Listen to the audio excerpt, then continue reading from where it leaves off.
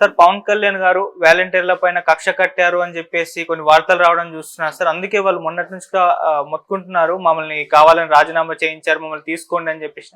అయినా ఇది పట్టించుకోవడం లేదు అంటున్నారు. అంటే గతంలో పవన్ కళ్యాణ్ గారి దిష్టి బొమ్మలు తగలబెట్టడం ఇవన్నీ చూసాం, వాలంటీర్లు ఇవన్నీ చేస్తారు కదా, దానికి నిదర్శనంగానే ఈయన కక్ష కట్టారు అంటున్నారు. మరి అసలు ఏం జరిగింది, మీరేం చెప్తారు సార్ దీని గురించి? అంటే పవన్ కళ్యాణ్ వాలంటీర్ల మీద కక్ష పెట్టుకొని వాలంటీర్లకి మళ్ళీ జాబ్స్ రాకుండా చూస్తున్నాడు అనే వాదన అయితే ఉంది, కానీ అందులో నిజముందా లేదో తెలియదు. పవన్ కళ్యాణ్ అలా కక్ష పెట్టుకుంటాడా? ఎందుకంటే చాలాసార్లు అప్పుడు కూడా వాలంటీర్లుగా మీ మీద నాకేం ఇది లేదు, మిమ్మల్ని వైసీపీ వాళ్ళు ఉపయోగించుకుంటున్నారు, సో మీ దగ్గర డేటా కలెక్ట్ చేయించి ఆ డేటాని వాళ్ళు ఉపయోగించుకొని వాళ్ళు ప్రైవేటు వ్యక్తులకు అమ్ముకుంటున్నారు, కొంత ఆ డేటా సంఘ విద్రోహ శక్తుల చేతిలోకి వెళ్ళింది అనేది చెప్పాడు. అయితే వాలంటీర్ల మీద కూడా నెగిటివ్గా ఆయన కామెంట్ చేశాడు. అదేంటంటే మీరు వాలంటీర్లు వెళ్ళి అమ్మాయిల్ని ట్రాప్ చేస్తున్నారని కూడా అన్నాడు అతను. సో ఆ మేరకు వాలంటరీ వ్యవస్థను దెబ్బతీయాలనేది అప్పట్లో వాళ్ళ స్ట్రాటజీ. ఎందుకంటే జగన్కి వాలంటరీ వ్యవస్థ బలం, జగన్ బలాల్ని దెబ్బకొట్టాలనేది అప్పట్లో పవన్ కళ్యాణ్కి చంద్రబాబుకి ఉన్న స్ట్రాటజీ. ఎవరికైనా అది పొలిటికల్ పార్టీలకి తమ అపోనెంట్కి ఏది బలమో ఆ బలాన్ని దెబ్బకొట్టడం, ఆ బలాన్ని వీక్ చేయడం అనేది ప్రతి పొలిటికల్ పార్టీ చేస్తుంది. చంద్రబాబు పవన్ కళ్యాణ్ కూడా అప్పట్లో వాలంటరీ వ్యవస్థను దెబ్బకొట్టాలి, ఎందుకంటే ఇది స్ట్రాంగ్ ఉంటుంది అని అనుకున్నారు. చంద్రబాబు అంత సాహసం చేయలేదు. బిగినింగ్లో ఏదో కామెంట్ చేశాడు, అదేంటంటే వాలంటీర్లు వీళ్ళు ఏమి ఉద్యోగం, అది గోనె సంచులు మోసే ఉద్యోగమా అనేది ఒకటి.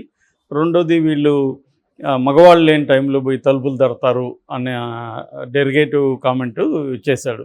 దాని తర్వాత పవన్ కళ్యాణ్ ఫుల్ స్థాయిలో రెచ్చిపోయి వాలంటీర్లకి యాంటీగా కామెంట్లు చేశారు. రాష్ట్ర వ్యాప్తంగా వాలంటీర్లు జనసేనకు వ్యతిరేకంగా, పవన్ కళ్యాణ్కి వ్యతిరేకంగా నిరసనలకు దిగారు. పవన్ కళ్యాణ్ దిష్టి బొమ్మను దగ్ధం చేశారు. పవన్ కళ్యాణ్ మీద హైకోర్టులో కూడా కేసులు వేశారు. కాబట్టి జనరల్గా పవన్ కళ్యాణ్ నేచర్ తెలిసిన వాళ్ళు ఏంటంటే కక్ష పెట్టుకుంటాడు పవన్ కళ్యాణ్ ఇలాంటి విషయాల్లో. సో కాబట్టి కక్ష పెట్టుకొని ఇప్పుడున్న వాలంటీర్లకి ఎవరికి కూడా ఉద్యోగాలు ఇవ్వకూడదు అనేది పవన్ కళ్యాణ్కి ఉంది. అందుకని వాళ్ళు కావాలని వాలంటీర్లతో మంత్రులు ఆడుకుంటున్నారు.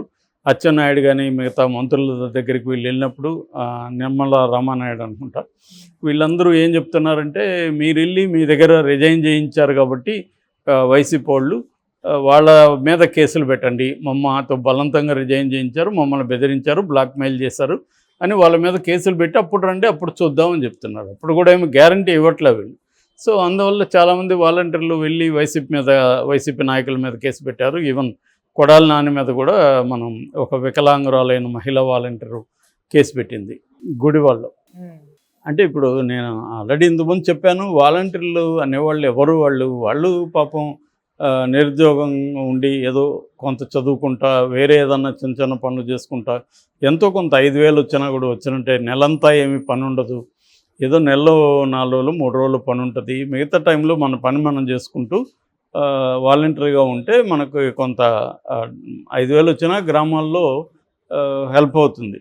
సో అలాగా చేస్తాం. మొన్ననే నేను వేరే ఒక రూరల్ సెంటర్కి వస్తే అక్కడ 6,000 నుంచి 12,000 వరకు శాలరీతో ఆ సెంటర్లో అమ్మాయిలు పనిచేస్తున్నారు. అది ఫుల్ టైం జాబు. సో అయినా ఎందుకు పనిచేస్తున్నారంటే వాళ్ళకి ఇంట్లో ఖాళీగా కూర్చునే బదులు చదువుకొని ఉంటారు, ఇంకా జాబ్స్ రావు, పెళ్ళి కోసం వాళ్ళు ఏర్పాట్లు ట్రై చేస్తుంటారు. ఈ లోపల 1-2 ఇయర్స్ ఇక్కడ పనిచేస్తే కొంత కంప్యూటర్ స్కిల్స్ అవి డెవలప్ అవుతాయి, రెండోది కొంత చేదోడు వాటిగా శాలరీ ఉంటుందని పనిచేస్తుంటారు. వీళ్ళు అంతే, వాలంటీర్లు ఏంటంటే వీళ్ళు ఆ గవర్నమెంట్ ఇచ్చిన కొన్ని సర్వీసెస్ని, రేషను, తర్వాత పెన్షన్ ఇవన్నీ అందించడం, దాని తర్వాత ప్రైవేటుగా ఎవరికైనా అవసరం ఉంటే వీళ్ళు ఏమన్నా సర్వీసెస్ ఇస్తే వాళ్ళు కొంత టిప్స్ రూపంలో వీళ్ళకి డబ్బులు ఇస్తారు. అట్లా కొంత ఇది ఉంటుంది. అట్లా వాలంటీర్లు అనేది పనిచేస్తుంది. ఖచ్చితంగా వాలంటీర్ల వల్ల ప్రజలకైతే ఉపయోగం జరిగింది, ముఖ్యంగా ముసలి వాళ్ళకి. సో అందుకని ఈ వాలంటరీ వ్యవస్థ అనేది ప్రజల్లో బలంగా ఉందని గుర్తించిన తర్వాత చంద్రబాబు కానీ పవన్ కళ్యాణ్ కానీ యూటర్న్ తీసుకున్నారు వాళ్ళ విషయంలో. యూటర్న్ తీసుకొని మేము వాలంటీర్లను అనలేదు, మేము కడుపు కొట్టేవాళ్ళం కాదు అని పవన్ కళ్యాణ్ కూడా మాట్లాడాడు. చంద్రబాబు కూడా మేము అసలు వాలంటరీ వ్యవస్థను కంటిన్యూ చేస్తాం, మీకు ఇంకా 5,000 నేను 10,000 చేస్తాను, 5,000కి ఏమొస్తుందని కూడా మాట్లాడాడు. అవును. ఇప్పుడు ఏంటంటే సమస్య 1,00,000 మంది పైన వాలంటీర్లు రిజైన్ చేశారు. మిగతా వాలంటీర్లకు కూడా వాళ్ళకి జాబులు ఇస్తారా లేదా, తర్వాత ఎడ్యుకేషన్ క్వాలిఫికేషన్ ఇప్పుడైతే 10th ఉంటే డిగ్రీ పెడతారా అంటున్నారు. అట్లాగే ఇప్పుడు 50 ఏళ్ళకి ఒక వాలంటీర్ ఉంటే ఒక గ్రామానికి ఒక వాలంటీర్ అంటున్నారు. ఇలా గందరగోళంగా ఉంది. దాని మీద తేల్చలేదు. ఈరోజు క్యాబినెట్ మీటింగ్లో కూడా ఆ విషయం ఏం చర్చించలేదు. అసలు వాలంటీర్ వ్యవస్థని కంటిన్యూ చేస్తారా లేకపోతే ఎన్నికల ముందేదో గెలవడం కోసం చెప్పారా అనేది ఇంకా క్లారిటీ లేదు. అందువల్ల ఈ 2,60,000 మంది వాలంటీర్లలో ఒక ఆందోళన ఉంది వాళ్ళకి. ఎందుకంటే వాళ్ళకి ఇంకా ఏమీ లైఫ్లో సెటిల్ అయినట్లేదు. సో వాళ్ళకి ఇది అలవాటైంది జాబు. సో దీన్ని చేసుకుంటూ వాళ్ళు ఫర్దర్ స్టడీస్ కావచ్చు లేదా పెళ్లి ప్రయత్నాలు అమ్మాయిలు అయితే ఇలాగా ఏవో ఉంటుంది. అందువల్ల ఇప్పుడు వాళ్ళు దాని ఏమంటారు, ఆడకత్తెరలో పోక చెక్క అనే సామెత ఉంది. అట్లా వీళ్ళిద్దరి మధ్య వైసీపీ వాళ్ళేమో బెదిరించారో లేకపోతే ప్రలోభ పెట్టారో మొత్తానికి రిజైన్ చేయించారు. ఎందుకంటే దానికి కూడా మళ్ళీ తెలుగుదేశానికి లింక్ ఉంది. ఆ వాలంటరీ వ్యవస్థని డిస్టర్బ్ చేయకుండా తెలుగుదేశం వాళ్ళు వదిలేస్తున్నా ఇది జరిగేది కాదు. వీళ్ళేమో నిమ్మగడ్డ రమేష్ కుమార్ ద్వారా కోర్టులకు వెళ్ళారు. తర్వాత ఎన్నికల కమిషన్ కంప్లైంట్ ఇచ్చారు. వాలంటరీ వ్యవస్థని వాళ్ళు రద్దు చేశారు, అంటే పెండింగ్లో పెట్టేశారు. వీళ్ళు పని చేయకూడదు అని చెప్పి. దానివల్ల ఇట్లా ముసలోళ్ళు సఫర్ అయ్యారు, 34 మంది చనిపోయారు. ఇటు వాలంటీర్లు కూడా ఇబ్బంది పడ్డారు. అప్పుడేమైంది, వైసీపీ వాళ్ళు కొంత వాళ్ళని బెదిరించారా లేకపోతే ఏం చేశారో మొత్తానికి రిజైన్ చేయించారు. సో ఇప్పుడు ఆ రిజైన్ చేసిన వాళ్ళకి మళ్ళీ తీసుకుంటారా అనేది డౌటు.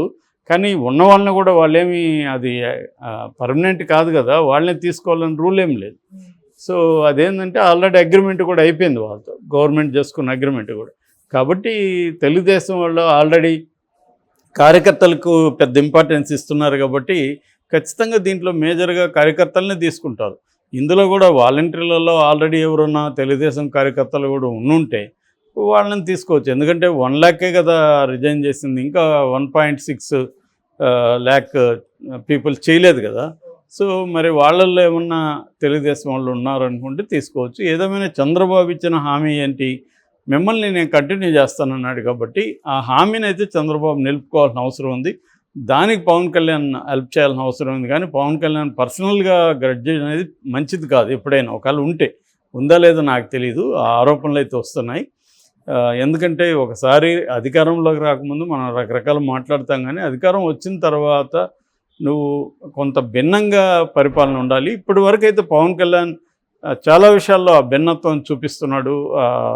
జనవాణి కార్యక్రమంలో మొన్న ఒక ఆమె మిస్సింగ్ చైల్డ్, టీనేజ్ చైల్డ్ ఉంటే ఆమె వస్తే సిఐకి ఫోన్ చేయడం కావచ్చు, 24 hours మంగళగిరిలో జనసేన కార్యాలయం పనిచేస్తుంది, ప్రజలు ఏ సమస్యను చెప్పుకోవచ్చు అని చెప్పడం కావచ్చు, రివ్యూలు చేయడం కావచ్చు, ఆయన తీసుకున్న శాఖలు కావచ్చు, ఇవన్నీ కొంచెం డిఫరెంట్గా ఉండడానికి పవన్ కళ్యాణ్ ట్రై చేస్తున్నాడు. At the same time revenge politics చేస్తున్న తెలుగుదేశాన్ని పవన్ కళ్యాణ్ ఎక్కడ కంట్రోల్ చేయలేదు. తన జనసేన వాళ్ళు కూడా అనేక మంది వైసీపీ వాళ్ళ నాయకుల మీద దాడులు చేసినా కూడా కంట్రోల్ చేయలేదు. ఇప్పటివరకు అట్లాంటి ప్రయత్నాలు ఏవి పవన్ కళ్యాణ్ చేయలేదు. అంటే పవన్ కళ్యాణ్ కొన్ని విషయాల్లో జరగని అని, వాళ్ళకి కావాల్సిందే జరగని అని వదిలేస్తున్నాడా?